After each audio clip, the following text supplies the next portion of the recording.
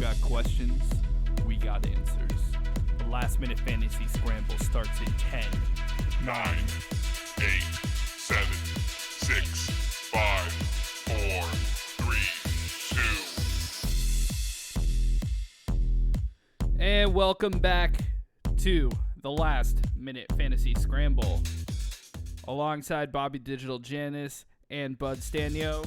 Whoa, music has gone crazy. I'm K-Mac, and we got a show for you today.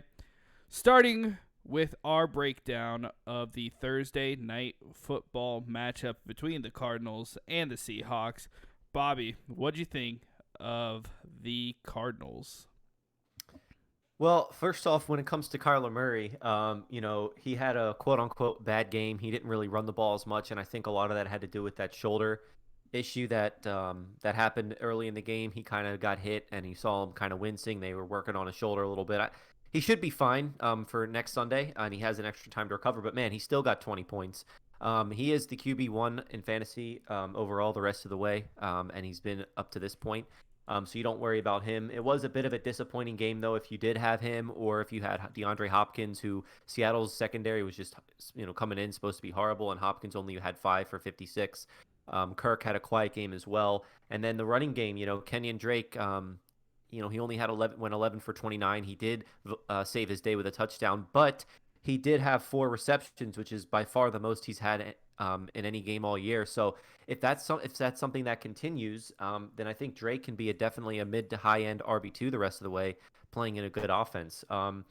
As for Chase Edmonds, definitely he's a good guy to have in deeper leagues as a flex or a high upside bench stash, because he is still involved in the passing game as he was last night, or as he was Thursday night. And we do know that if something were to ever happen to Drake again, Edmonds would be the guy. So definitely a guy to still have on your roster. And he made out to be a pretty decent start with that touchdown he got, especially if had a pinch for running backs this week. And he, again, if the Cardinals are playing catch-up mode or on third downs, or if they're coming in a 2-minute offense, Edmonds is going to be the guy.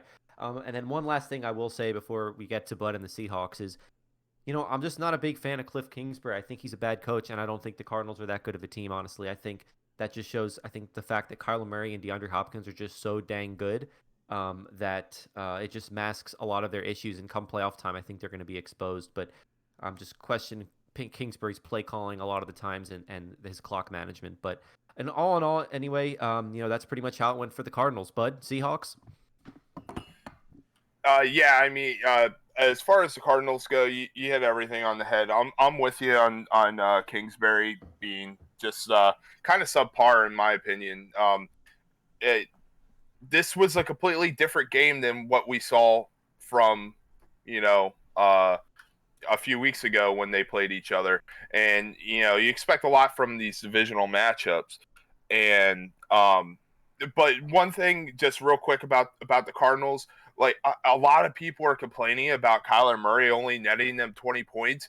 Bro, there are people that like lost Dak that are streaming quarterbacks that would be like super happy with 20 points. And I don't understand like the hate on it. Like, I mean, be happy that you got that and you can get like 2 points from a quarterback that's getting sacked or throwing picks and whatever.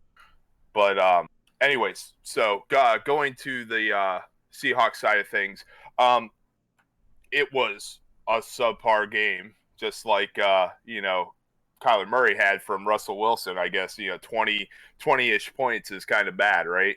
Whatever, man. He didn't throw a pick. He got sacked a few times. It wasn't too terrible. He almost threw for 200 yards, but he also he had 42 yards rushing. That's pretty cool. He ran the ball a little more than he usually does, but we know that he's capable of doing that. Especially at that offensive line, sometimes it breaks down and he's able to get out of Dodge. So basically, Tyler Lockett was his favorite receiver. He had 9 receptions for 67 yards. He had just the 1 touchdown. DK Metcalf also had a touchdown. Should have been 2, but the one bounced off his visor. That was just a really weird pass. It slipped over his hands. It was kind of a bummer to watch, but, he got that. But, I mean, other than that, Russ pretty much spread the ball out, but nothing super crazy. The only thing on the receiving side was that he peppered, Tyler Lockett, which is good because Tyler Lockett had been kind of on like the lower end of things receiving wise for the last few weeks. He hadn't done anything of note since really the last Cardinals game. So it was good to see him get going again, especially if you own him. I own him, so it was pretty cool to see that happen. One thing that did concern me with Russell Wilson, though, is he did fumble the ball twice. We didn't see the ball turned over, but there was a couple close calls. So that was a little scary. On the rushing side of things, so Chris Carson is out, and we see Carlos Hyde come back. So he only had 14 carries, but he had 79 yards, and he had a touchdown. So that was pretty encouraging to see. He had two catches also. So seeing him get involved was pretty nice. And then you see Bo Scarborough, which is the name we haven't heard in a while. He pops back into the mix of things over here. He gets 6 carries for 31. So it's kind of one of those a lot of ebb and flow things going on in the Seattle rushing game right now. I still think Chris Carson or Carlos Hyde are the guys to have. And when Carson comes back, I do expect him to be in a limited role and sharing snap count with Carlos Hyde. So if you have either or, I think it's it's a pretty safe situation. At least as a flex. For Carlos Hyde, it'd be more of a flex situation. But when Chris Carson comes back, he's definitely going to be one of your starting running backs. But I expect them to split the ball pretty evenly once that things get back to normal over there. All right. Just want to come in with some breaking injury news. I am receiving an influx of conflicting information. Within the span of minutes, I received information that Teddy Bridgewater was officially active for Week 11. Minutes later, saying that he was officially deactivated and that the starting quarterback for the Carolina Panthers is going to be P.J. Walker. Of the XFL? Of the XFL. Yes. So P.J. Walker is going to be stepping in, replacing Teddy Bridgewater. It's strange what's going on right now because it was just within the span of minutes of each other that I received information that Bridgewater was playing. Now he isn't playing, but it looks like P.J. Walker is ready to step in at the helm and see what he could do with that Carolina Panthers offense. Other injury news before we move into more of this. Matt Stafford is officially active for Week 11 versus the Panthers. So out of that game, a lot of question marks at the quarterback position, but Stafford is going to be able to step up. A lot of his weapons are not going to be playing, though. You're not going to see Kenny Golladay. You're not going to be able to see DeAndre Swift. So expect more out of Adrian Peterson, Marvin Jones, TJ Hawkinson. Sonny Michel, another one who was on the fence. He was expected to make his return this week, but he has just been listed as inactive against Houston. Another one, Damian Harris on that same team. He is going to be playing. So what does any of that mean to you, especially when it gets started on that quarterback talk and P.J. Walker, bud? Yeah, so it's funny because I actually did watch a lot of XFL at work, and P.J. Walker was actually one of the better quarterbacks in that league. So it was really seemed really promising that at least he got a job in the NFL and he got a backup job. And now look, he's starting. So it's pretty great for him to get an opportunity and to see him. But the few times we have seen him step in, I mean, there's been nothing really exciting to watch. And you kind of wonder if it's already going to take down or heighten the value of your Carolina receivers, or if they're just going to dish the ball off to Mike Davis all game. So it's kind of a question mark, and you kind of wonder if DJ Moore is going to either benefit or, not benefit from Teddy Bridgewater not throwing him the ball, because it's been up and down. It's been a roller coaster with DJ Moore specifically. He could have an awesome 2-touchdown game, or one where he breaks off a 75-yard catch, and then other times he won't even get targeted but 2 times. So it's kind of like a hot or cold situation. So you wonder if DJ Moore is going to benefit from it. I'm kind of just rolling with DJ Moore myself, regardless of who's going to be in quarterback. Hopefully the Matt Rule scheme of things kind of gets him a little more going. So I'm kind of banking on that. Just kind of hope that PJ Walker shakes off those nerves and comes out and balls out. Yeah, another interesting situation going on. Want to take a look over at the Houston Texans. They are battling a flu outbreak in the locker room. And one of the big names that is not going to be playing this week is Laramie Tunsil, which can make a huge difference for Deshaun Watson in that Houston Texans offense, not having that anchor at the left tackle. But besides that, I'm not really sure what to expect out of that Houston offense and how much of an impact that's going to make. But either that or any other situation from the injury report, what stands out to you, Bobby? Well, there's actually some things that came as a result of the injuries. With DeAndre Swift being out, a lot of people were wondering about how the Lions were going to split up their backfield, and a report came out saying that even though Adrian Peterson's going to start, they're going to split carries. That's the report that came out. So, I mean, if you're desperate like I am in one league, and you Kerryon Johnson's available in a PPR league, you think he's the better pass catcher than Peterson, so he might get that passing down type work, and he might see somewhat of a volume there.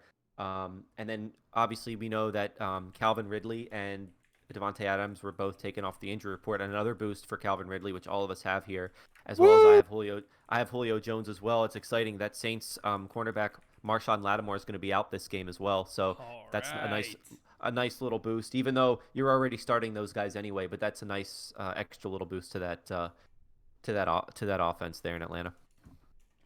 Yeah, for sure. Oh, go ahead. I just had a question. So you said Sony Michel is not playing today? He is not playing in a last-minute change, and I think that's why John came in. That was going to be his breakout player of the weekend, is coming in for a last-minute change. Oh, wow. Oh, yeah, I'm just seeing it now. Wow. So it kind of makes my decision a little easier. We'll get to that later, though. All right. But before we get into anyone else, do you guys know what time it is? Oh, no. It's rapid fire time. Bobby, Eagles at Browns. Bad weather again in Cleveland, and the Eagles have been playing horrible. Carson Wentz is running out of excuses as they're getting healthier on the offensive line. I don't trust him. You can start Miles Sanders if you want. I don't trust anybody else on that offense. As for Cleveland, start the running backs and bench everybody else in a defensive battle. All right, Bud. You have the Falcons at the Saints. And you also have 10 more seconds because Bobby really ran short on time. So I'm going to fill just a little bit longer until we get to your 30 seconds. Go. Taysom Hill. Yeah. He's going to be the quarterback / tight end / running back. He's going to do it all. So if you're able to slot him into the tight end, definitely do that. Go for it. Kamara's going to probably get a heightened role as if he didn't have one already. But you got your Falcons there too. Bobby said it earlier, defense is a little weak right now, so expect big games from Calvin Ridley and Julio Jones. Anyone else smelling a shootout? Bobby, Bengals at football team. Maybe not a shootout in this game, but you never know. Obviously, Joe Mixon on the IR, so you can fire up Giovanni Bernard. I love T. Higgins and Tyler Boyd, and that's such a high-volume passing offense. As for the Washington football team, you got to get Gibson, McKissick, and Terry McLaurin as solid starts every single week. Alex Smith, if you're really desperate, I wouldn't go anywhere near him, even though he's been putting up some good yardages lately. I still wouldn't go near Alex Smith.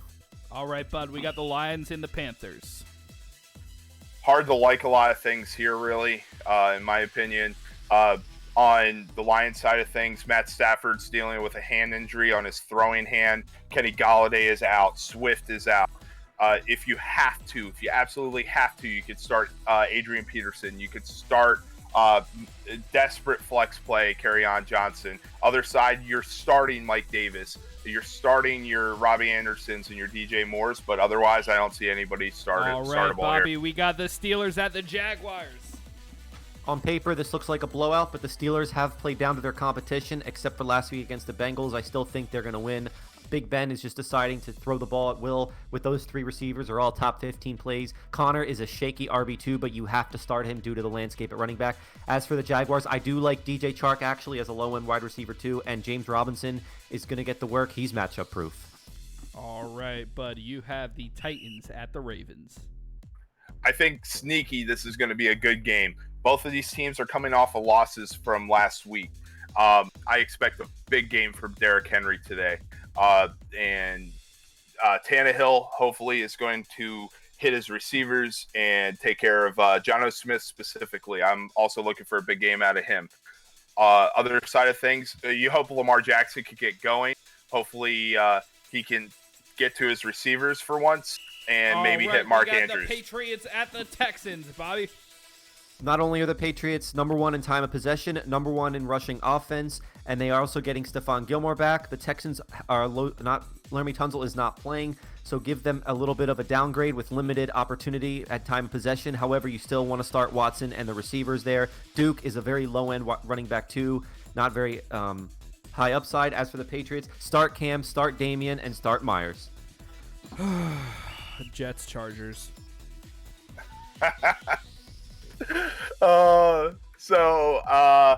Yeah, I mean, if you have Herbert, you're starting him for sure. Keenan Allen is a beast regardless of what's going on over there and how unhappy he is, so you're starting him. On the other side, not really a whole lot to like. If you have to, you could start Crowder, but otherwise I think that the Chargers are going to get upset in this game. They keep finding ways to lose. Dolphins at the Broncos, Bobby. Drew Lock is going to play despite being in a lot of pain. Either way, you're not considering starting him against a great defense. The only guys on Denver I think you can start is Jerry Jeudy and Noah Fant. I hate their running back situation. I don't know why they even signed Melvin Gordon. Phillip Lindsay's so much better, but avoid both. As for the Dolphins, I'd start Salvon Ahmed, who's going to get the majority of carries. You could roll out Parker as well, and Tua could be a potential streamer this week in a domination win for the Dolphins. Oh, I like it. Bud, Packers at Colts. This is going to be a good one. Also, just because Aaron Rodgers is so good, but the Indianapolis defense is so good. So I wouldn't expect this to be like a crazy high-scoring game. It's going to be up there, but I think it's going to be a little bit lower than what the over/under represents. So expect big game out of Aaron Rodgers. Aaron Jones, I think, is going to have a good day. Startable on Indy side. Bobby, we got the Cowboys at the Vikings. Maybe. I think that this game is going to be a little closer. I think it could be a high-scoring game because the Vikings secondary is not very good, and the Cowboys do get right guard Zach Martin back. Andy Dalton comes back. I know they're nowhere near that they were with Zach, but you can definitely start Zeke. I think you can start Cooper and Lamb. I think they will be competent in moving the ball. As for the Vikings, this is going to be a huge Dalvin Cook game, but also you start Jefferson and Thielen in a cake matchup. All right, bud. We got the Sunday Night Football Chiefs at the Raiders. It's going to be another good one. The Chiefs' only loss is to the Raiders. So this is going to be a pretty good game. I think it's going to be a shootout game. I expect a big game out of Josh Jacobs for sure. Darren Waller. Derek Carr's been playing pretty decent also. So expect good games out of them. Chiefs side of things, you're starting Mahomes, obviously. Tyreek Hill is going to get a lot of work. And the running back situation, probably going to be a split between CEH and Le'Veon Bell. All right, Bobby. Monday Night Football, Rams at Buccaneers. Yeah, this is actually a tough game for me to predict. I think the Rams could potentially get in real trouble here if they fall behind early. With that ferocious Bucs defense, Jared Goff not very good when he's under pressure, and the Rams are missing Andrew Whitworth for a long time now. That's going to be an impact. As for the Bucs, the Rams do have a great defense, but you still have to start the trio of wide receivers. And I actually would still start Ronald Jones. He still should see the majority of the carries. They didn't go away from him last week when he fumbled. So you could still start him as well, but just a hard game to predict. Time! Wasn't that fun? Love it. It Bud. always is. I'm always like so hesitant going into it, but then by the time we're done, I was like, man, that was actually like pretty good. We did pretty decent. I'm gonna just like cut in at random times throughout the next coming week. So you're just gonna be in the middle of talking. I'm gonna throw rapid fire in the middle of a breakdown. It's gonna be great. I'm gonna Hey, man, flip let's back do in it. my chair or whatever. When you least expect it. But Bud, was there any game out of those that you wanted to take a little bit closer look into? Yeah, so I didn't really get to touch more on the Packers Indianapolis Colts because I was kind of talking about the defense, which was a mess up on my part, but I am like starting their defense. But so the running back situation with the Colts is something that has people this has been a concern for the last few weeks with Jonathan Taylor, right? A lot of people drafted him kind of high. His ADP was too rich for my blood. I'm always looking for value when I'm drafting, and now it seems like Nyheim Hines is the guy to go to. And as far as that's concerned, I think Nyheim Hines is definitely at least a startable flex. I don't see him overtaking your running back like 2 roles, but some people are in this situation. This is, so you might have to start this guy, but he is getting the lion's share. He is getting peppered with, targets. He's a pass catching back. He's finding the end zone almost every week at this rate. So it's safe to say that he's the lead guy there, mainly because it seems like Frank Reich doesn't know what to do with Jonathan Taylor, but it's also Jonathan Taylor's, fault too. He's not being able to break tackles. He's not able to really read these defenses and find these holes and find separation. So it's kind of worrisome, and you almost think that Jonathan Taylor is benchable if you have better options. So I mean that's a little concerning. As far as the Colts go, if you have T.Y. Hilton still and you didn't get rid of him, a little encouragement after last week's game against the Titans. I believe he had 4 receptions for around like 40 yards. So it's good to see him get involved again because we do know the things that he's capable of. 2 years ago, he was a super startable wide receiver. He's definitely a wide receiver 2 at least. Some days, if he had a real boom game, he'd end up being the top wide receiver. So kind of encouraging to see him get going a little bit. But we also have Zach Pascal kind of get into the mix of things. So it's good for everybody involved there because we're seeing Phil Rivers starting to get people, a little more involved in the passing game, but also sneaky if you picked them up this week, Michael Pittman Jr. too, who's an awesome rookie. He's capable of being on the same levels of those other rookies that we've been seeing break out. As far as like Justin Jefferson and those kind of guys, he has that potential. He was just hurt most of the season. Then we see him emerge last week, and he ends up being one of the top waiver wire ads. So I think that the Colts are sneaky good, and I think they're going to be involved in the playoff side of things in this league. So it's really encouraging to see what's going on there. Just except like really Jonathan Taylor. All right, Bobby, any games that you wanted to take a closer look into? Yeah, but I have to say I'm going to disagree with you on the Chiefs and Raiders game. I'm seeing a blowout here for Kansas City for a number of reasons. First of all, Andy Reid is just extremely good off the bye week. He's just such a great coach, and coming off the bye week even more so. The Raiders are talking about last time when they beat them, they took a victory lap around Arrowhead Stadium, and the Chiefs have been uncharacteristically vocal on social media this week. Obviously, Patrick Mahomes is the best QB in the game right now. And the Raiders don't have a very good defense. Honestly, I think they're going to get exposed. I think they're in trouble when they start falling behind. That takes Josh Jacobs out of the game. They don't throw him the ball. They're playing basically like a late 90s offense where they're running the ball like crazy, and they're playing really conservative and limiting Derek Carr's yardage and pass attempts. And I don't think that's going to work against Kansas City. I think it's going to be a blowout here. I don't think it's going to be a close game at all. And the Raiders, the last 3 games, They've on a 3-game winning streak, but the last 3 games was against the Chargers, the Broncos, and Cleveland in that Hurricane game. So I think they're going to get exposed tonight. And I think, obviously you still have to start Josh Jacobs and Darren Waller. But I think if you were looking for a defense and you're seeing the Chiefs sitting there on your wire, I think you should go and start them. All right. So, with that being said, I believe it is just about time to move on to your questions, those of you who are listening in, starting with Captain Canadian, who asks, full PPR can only start 2. Antonio Brown, Michael Thomas, Justin Jefferson, Amari Cooper. Bud, this question is posed to you. Can you say them once again? I'm sorry. Full PPR can only start 2. Antonio Brown, Michael Thomas, Justin Jefferson, Amari Cooper. Captain Canadian wants to know. For me, I'm not starting Antonio Brown until we see more. He's getting going, but he's facing a tough defense, so let's get rid of that one. Justin Jefferson's going to be a start for me going forward. So you could start Justin Jefferson, but otherwise, you guys start Michael Thomas.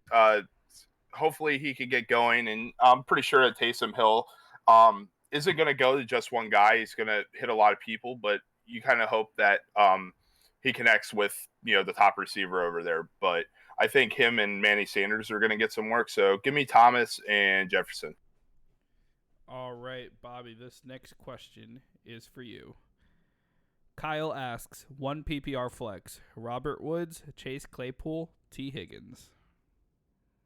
And you only need 1? Yeah. Yeah, I'm gonna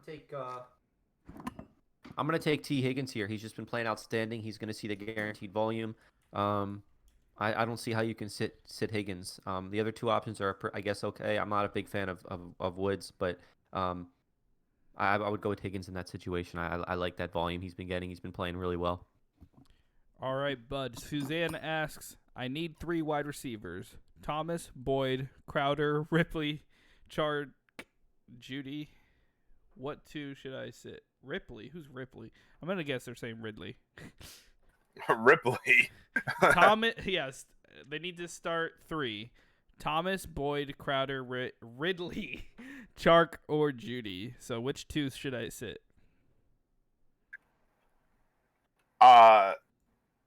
I would start Boyd, Ridley, and Chark.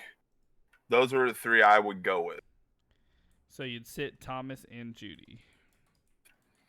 Yes, in this case with Drew Lock, even though he's playing, that kind of heightens Judy's value a little bit. But the Dolphins' defense is friggin' awesome, man. Yeah, I can't believe I'm saying it, but I am, and everything I said about Michael Thomas before, out of the options that gentleman had, is a little bit different than what I'm going to say here. It's it's going to be the same thing, right? Like Michael Thomas really hasn't gotten going, but he's going to get targets. But I just think that the floor on the other guys is a little higher.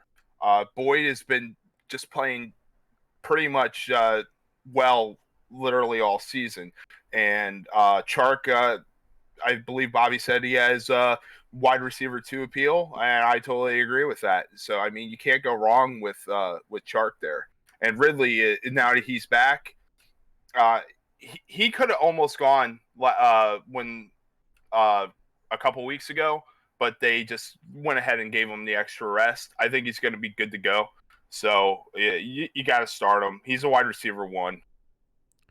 All right, you know what, Bobby? I'd like to hear your take on that same question. So same. You got Thomas, Boyd, Crowder, Ridley, Chark, and Judy.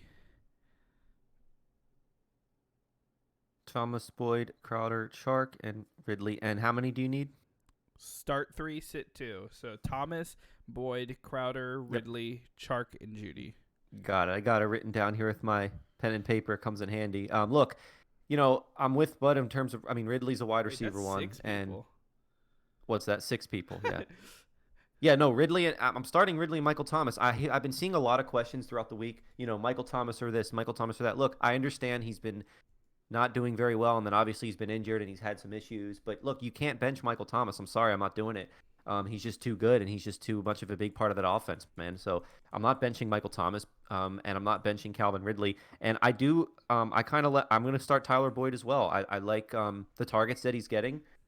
And it's a it's a high volume passing attack, especially without Mixon now. But they've been one of the pass heaviest teams in the NFL. And Boyd is a key cog in that offense. Him and Higgins. So you got to go with the volume there, and I'm going to go with those three. It's actually pretty easy. For me, it's a pretty clear decision. Yeah, to me, I do think it's a little bit closer. Yeah, I would also be on the fence between Chark and Thomas, but I think Thomas is the upside. Even with Taysom Hill at quarterback, is too much to pass up on. At least for one more week, I'd like to try to give him a try and see what he would do. So to me, I would say Ridley, Thomas, and Boyd. So this next question, I will give it to you, Bobby. Abdullah asks, Burkhead or LaMichael I'm not even going to attempt his last name. Pirine? All right. Yeah, I have Michael Pirine in a league. Reluctantly, I'm having to start him in a situation. Adam Gase came out, or not Adam Gase, sorry, one of the insiders from the Jets over the bye week came out and said that they're going to give Michael Pirine, he's going to be the, quote, feature back. I don't buy that because Adam Gase did say that while he did promise Pirine was going to get more touches, he also said Frank Gore is not only a key part of their offense, but he's been playing, quote, he's been the best player on our team or something like that, and maybe that's a reason why they're 0-9. Yeah. So, and he there's some reason he has this infatuation with Frank Gore. So I don't think Gore is going away, which I think does cap Pirine's upside a little bit. So I will start Burkhead over Pirine. Burkhead, even though it's still kind of ugly in New England with that committee, he's been on. They seem to love him in the red zone. He seems to be the preferred pass catching back for the Patriots over James White. And so he's still, I think, a key part of the offense, and I think the Patriots will be able to move the ball against Houston. And again, they lead the league in time of possession, so they're going to have the ball, I think, most of this game.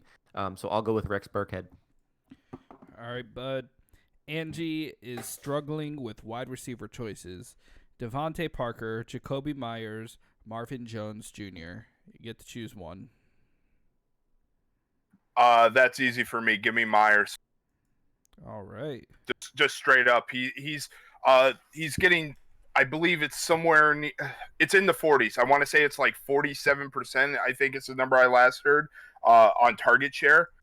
And when, he's also doing trick stuff, if he's involved in jet sweeps or he's involved in throwing a touchdown pass, but he's also getting, 5 to 6 receptions a game with the upside of getting a touchdown. I think it's clear cut. I'm kind of trying to stay away from the Lions a little bit. I'm also a disgruntled Kenny Golladay owner, so that's part of that reason. Marvin Jones is pretty great when Kenny Golladay doesn't play. If I had a second choice, that would be my choice.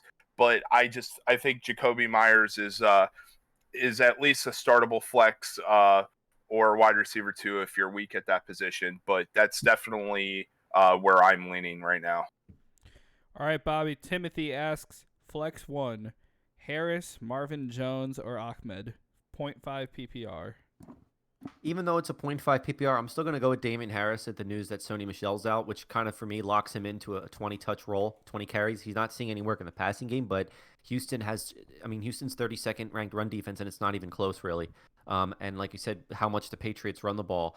I like Damian Harris. I think he has the highest floor of these three guys, and I think he's going to have a very productive game. All right, bud. Justin asks, Fulgham or Corey Davis?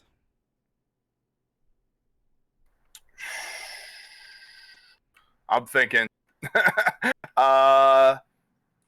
you know what? I'm always risky. I'm always looking for the upside here. I'm always looking for the guys that have the potential to break out. I'm going to go Fulgham. Even though he had a bad week last week, he's definitely coming up. And the Cleveland defense is known for getting torched by some of these receivers. And I want to look back. If you look back to week 7, when the Bengals played Cleveland. Tyler Boyd had 13 targets. He caught 11 of those for 101 yards, and he had a touchdown. So he had a pretty big day fantasy wise. Fulgham is a guy that gets showered with targets, and with hopefully the only concern with that is you hope Wentz can get going, especially what's going to be like a terrible weather game. Like they're pulling the tarp up and everything over there, and I just saw a live picture of Baker Mayfield, and he's soaking wet. But I still think Fulgham's going to bounce back and have a good week. Yeah, and both of those guys are people who they're like, in my leagues, they're top of the bench kind of guys who I plug in whenever I need somebody to come in. I really like them both. I think they both have good upside, but I agree. I think in this situation, Fulgham's a good play. All right, Bobby, I think this might be an easy one for you.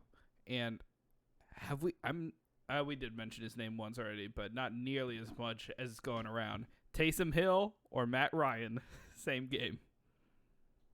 Oh, wow. I'm assuming then it's for your QB position. To me, I think Matt Ryan is definitely safer, but I think Taysom Hill has more upside.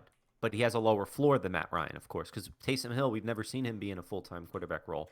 But again, he does have, I think, a lot more upside, especially with that rushing ability. So I think it all depends on who your opponent is and how the rest of your team's looking. If maybe you were playing against Hyde and Lockett and you're in a hole and you need to go big or go home, then I would go with Taysom Hill. But if you're projected to win, if you're pretty much the favorite, maybe your opponent struggled on Thursday night and you just want to play it safe and you should be good to go, then I would go with Matt Ryan. I do think that we were talked about it earlier with Lattimore being out and it's indoors and all that. I think this game will be a shootout, I think both guys are good plays at quarterback. It all depends on your situation. I guess if it were me personally, I think I would still go with Matt Ryan because I think again it could be a shootout. Matty has his weapons back, but again like Taysom Hill has more upside, so it's a tough decision. But I like both guys.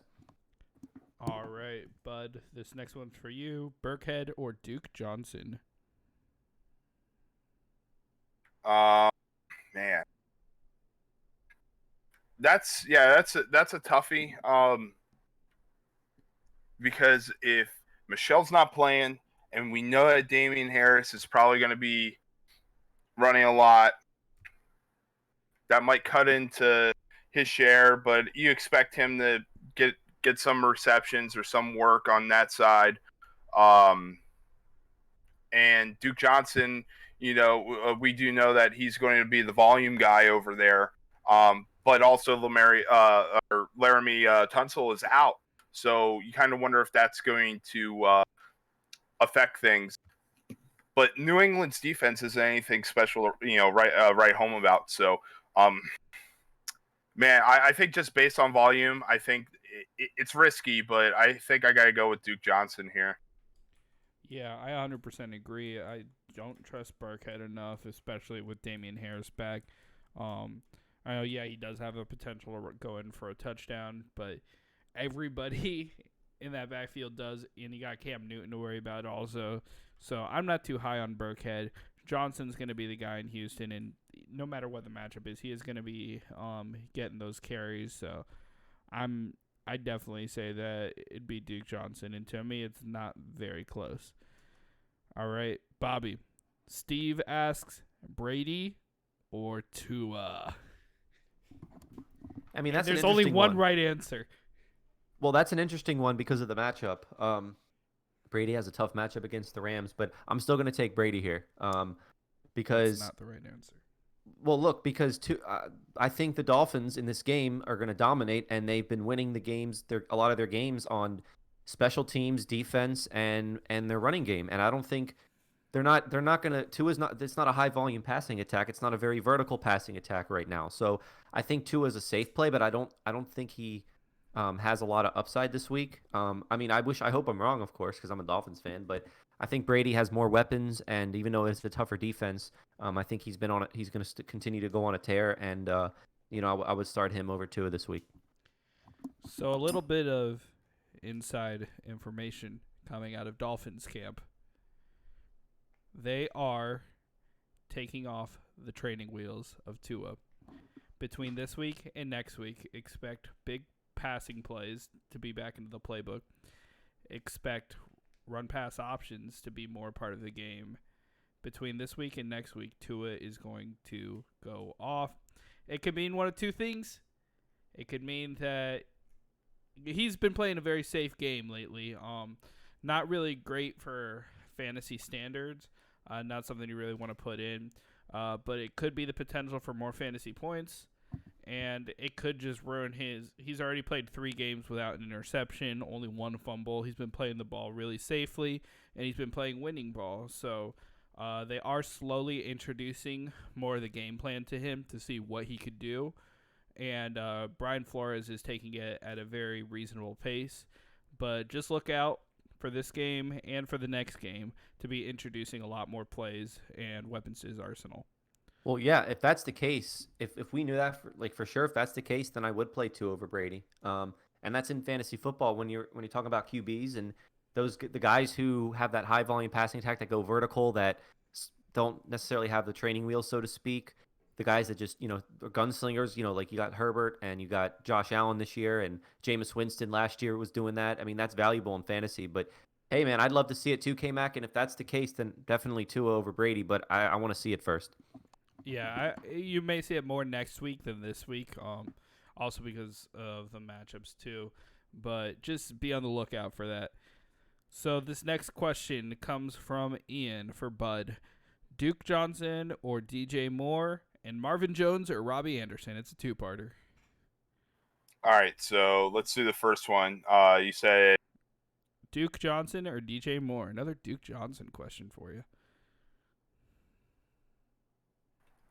Yeah, so that one's kind of close. I'm assuming it's your flex spot, obviously. So, they're in terms of rankings, they're both pretty close to each other. I think that Duke Johnson's matchup is a little shakier, but that's not to say that DJ Moore isn't shaky because PJ Walker is going to be throwing to him, and we don't know how that's going to turn out. But I do think that DJ Moore is going to be the favorite today in terms of targets. So give me DJ Moore. All right. And the second part to that question, Marvin Jones or Robbie Anderson? Okay. I'm thinking.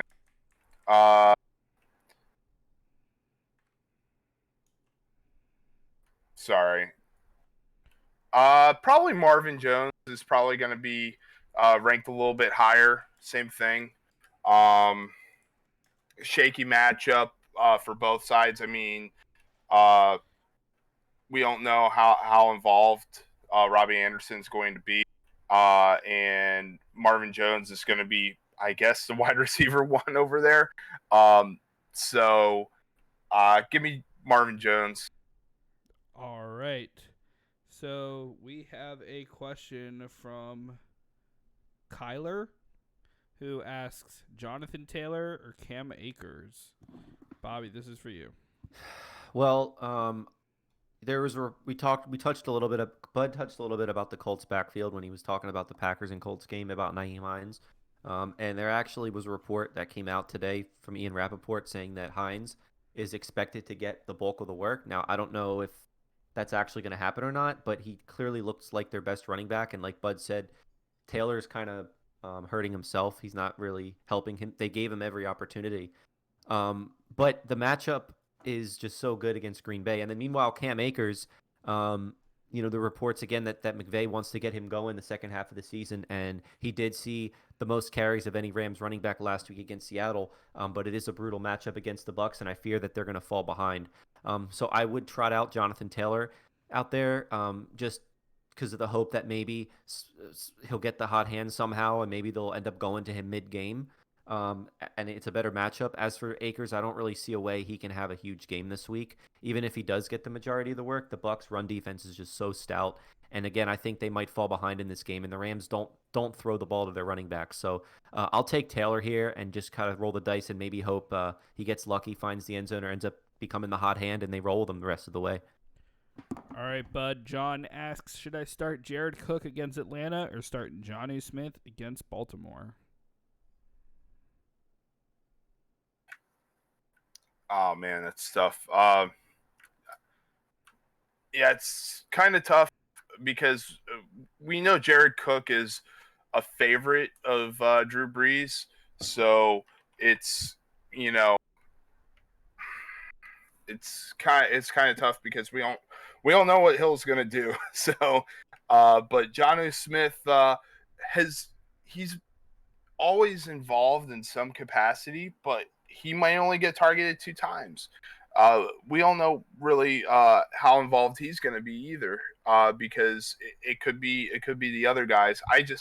Um, I'm going to go Jonnu just basically because he is capable of it at least maybe being able to sneak a touchdown in. That's not to say Cook isn't either. I just think that he's a little safer just because he has a real quarterback throwing to him and not another tight end. Wink, wink. So I'm gonna go Jonnu Smith here. All right, Bobby, this next question is for you. Harry asks, Curtis Samuel? Well, I mean, look, with McCaffrey out and with PJ Walker playing, and Matt Rule's liking to get Samuel involved. I mean, I think if you're desperate, you can throw him in there as a flex and hope for maybe a rushing touchdown. They've been giving him 4 to 5 carries a game, but I'm not overly excited about it because Bud touched on the Carolina receivers again. You never know what's going to happen. Like DJ Moore's been so boom or bust, and then now with PJ Walker at QB, you don't know what's going to be like. But I mean, I think he has some upside. So I mean, again, I don't know the context of the question though, but that's basically what I think about Curtis Samuel. So you could throw him in as a high upside flex, desperation. There's worse options out there. A low end flex with potential for upside. That's my answer, and I'm sticking to it. Basically. All right, Bud. Anthony asks, Duke or Geo? Another Duke question for you. Yeah, man. I love Duke Johnson. Hey, I'll take it all day, man. I love watching him play in college. So I love Duke, man. I just not in this case. Give me Geo. The volume's going to be there. That's going to be a common theme pretty much this season. Chase the volume and get the players that are going to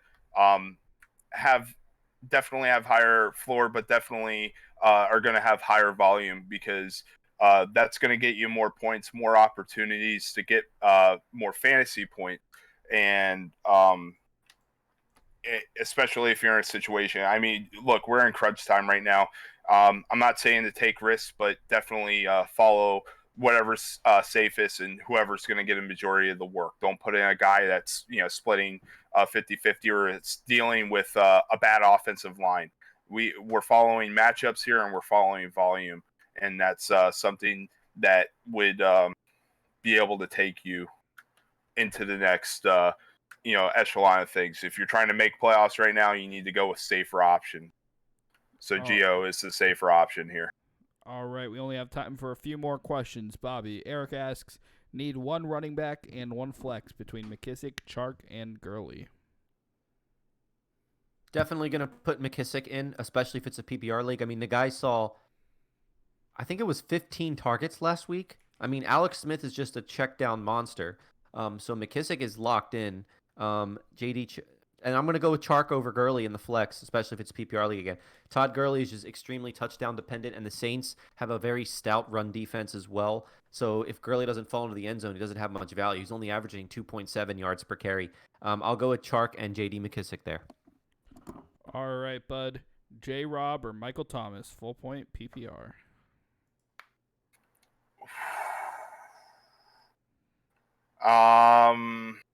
It's a good problem to have, though. Yeah, no, absolutely. Either guy is good to go with. Same thing, man. Follow the volume and get J-Rob in there because J-Rob's been great this season. Why wouldn't you keep starting him? You got to, right? All right. Yes, you do got it. Bobby, Ryan asks, Duke Johnson, Bernard, Gurley, or Devontae Parker in non-PPR flex position. That's a tough one for me. It's between Duke and Bernard. I'll take Bernard here. I think he's gonna get the workload just like Duke will, and I trust him a little bit more than Duke at this point. The Texans are gonna have limited possessions because of how slow the Patriots play and how much they run the ball. And I know I enjoyed watching when he was in college too, but I did. I just don't. Laramie Tunsil's out. He didn't look very good last week, Duke. And I just think he has lower upside than people think. I'll take Bernard. All right, bud. Flex spot. Wrong question. Brandon Cooks or Rex Burkhead, full PPR. Cooks. Cooks. Easy one. All right, Bobby. Steven asks, flex spot. Ahmed running back for the Dolphins versus Denver, or Jacoby Myers versus Houston. That's an interesting one. I think I'm still going to go with Jacoby Myers. I think he's just proven the last 3 games that he's seen enough of this target share, and he's evolved enough in this offense where I think he's developed a safe floor with actually somewhat of upside, especially if he throws a touchdown pass like he did last week. So I'll take Myers, but it's close. I think it's a close one. All right, I want to try to squeeze in 8 more questions before we get to our last segment. All right, bud. Amari Cooper, T. Higgins, or DJ Moore?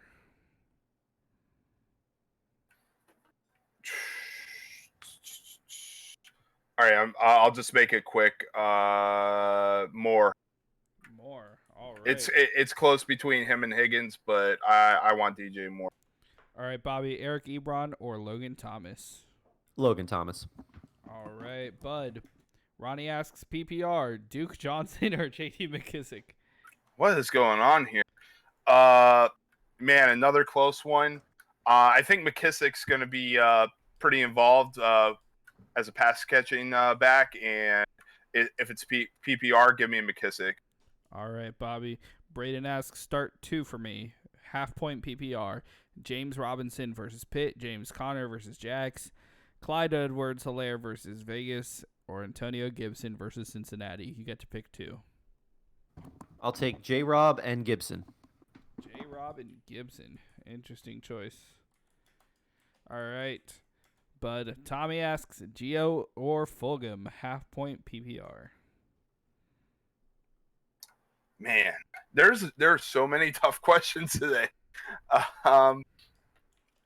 Give me Gio. Volume. Said it before. Say it again. All right, Bobby.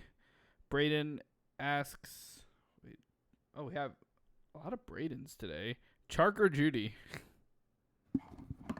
I'll take Chark. All right. Bud. Cody asks, Landry or Scantling?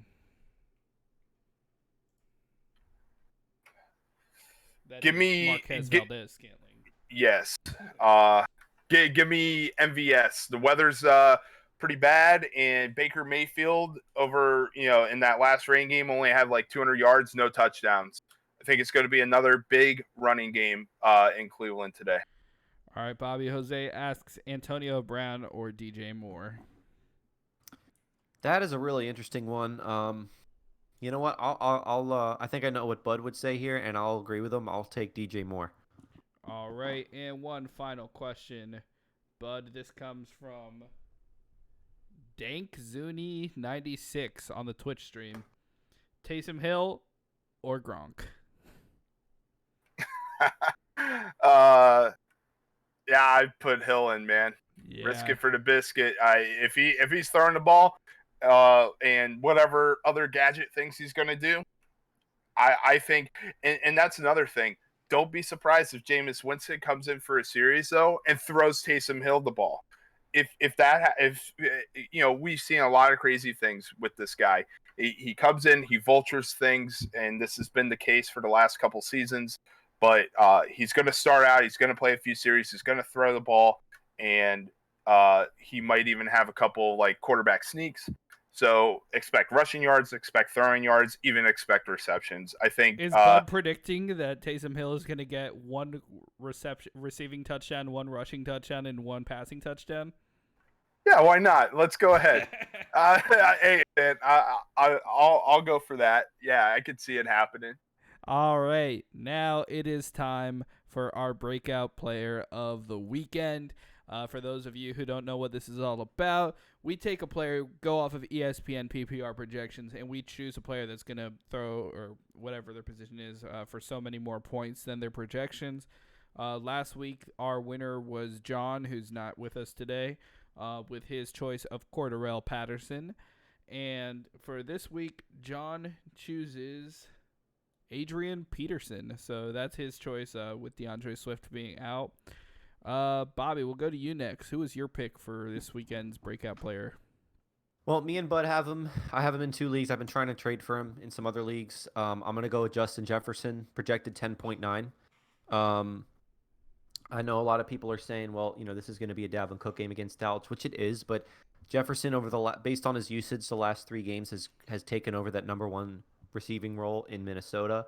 Thielen's just been living off touchdowns pretty much. And he's just a stud, and he has a ceiling of 40 plus fantasy points, as we saw earlier this year when they played the Falcons. So I'm gonna bank on that ceiling, and I'll take Jefferson here, projected 12.9. Yeah, I actually really like that pick. That was almost going to be my pick, but I'd like to hear your choice. Man, I've been having a hard time with these breakout players. I'm not gonna lie. I even go like super low scoring guys to hope that something happens, and then they get like 1 point. And so I guess they're valued for that for a reason. I'm going to go with Boston Scott this week. He's only projected for 3 points. He got a touchdown last week. Miles Sanders is going to get a majority of the touches, but when Boston Scott's, also getting into the mix of things, and he's, getting a couple catches or getting a couple rushes here or there, and he has a chance to break out for a touchdown, I expect him to exceed that. I don't think it's going to be anything wild, but 3 points is kind of low for him, and I'm going to go ahead and roll with Boston Scott.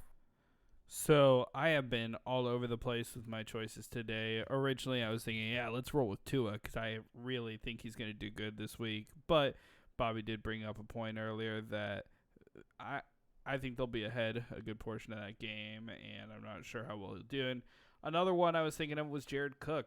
I also was about to pick Justin Jefferson, but Bobby came in and snatched that one. So the other guy I was on the fence with between Justin Jefferson and him was Matt Ryan, especially with the weekend New Orleans Saints secondary. Yeah, give me Matty Ice. I like it. And, that's my pick. Love that pick. So to recap that, we had Johnny who picked Adrian Peterson, Bobby picking Justin Jefferson, Bud with Boston Scott, and I am going with Matty Ice. So with that, it looks like it is 12:32, less than a half hour until game time. So, yeah, I know I can't speak for you guys, but I need to go make sure all my lineups are set to go. And, yeah, thanks for listening in. For Bobby Digital Janice and Bud Stanio, I'm Kevin K-Mac McCartney, and we will catch you actually next week. It is Thanksgiving. We're going to do things a little bit differently. We are expecting to release a podcast first thing on Thursday morning as a Thanksgiving special. Go over specifically the 3 games we got slated for Thanksgiving, but also for the rest of the weekend. And instead of doing our 2 episodes a week, we will just be releasing that 1 episode on Thanksgiving. So stay tuned in for that. We'll ask you some questions ahead of time and do our best to get those answers to you and ready for Thanksgiving morning. So that being said, we will see you then, and good luck in fantasy this week.